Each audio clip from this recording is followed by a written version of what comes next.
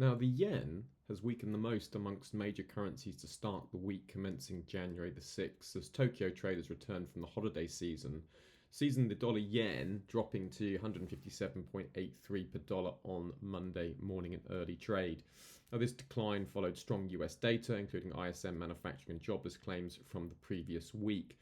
Now, many strategists are predicting further yen weakness ahead of Friday's US jobs report, with the Bank of Japan also expected to take a cautious stance to further interest rate hikes, despite sterling markets seeing an 87% chance of a 10 basis point hike on January the 24th.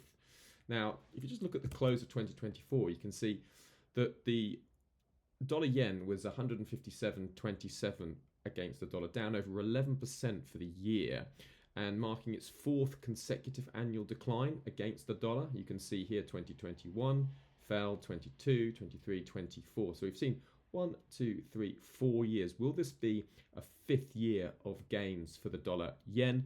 Historically, from a seasonal perspective, there's an annualized return of 6.45%, average return over 1.5%, and there's a 65% winning trade percentage from early January into early April. So it's definitely a pattern to be aware of.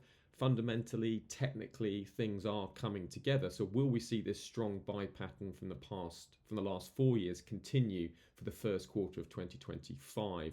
With this history of seasonal strength during this period and the yen under pressure from both domestic and international factors, dollar yen does appear poised for gains. However, there are some risks.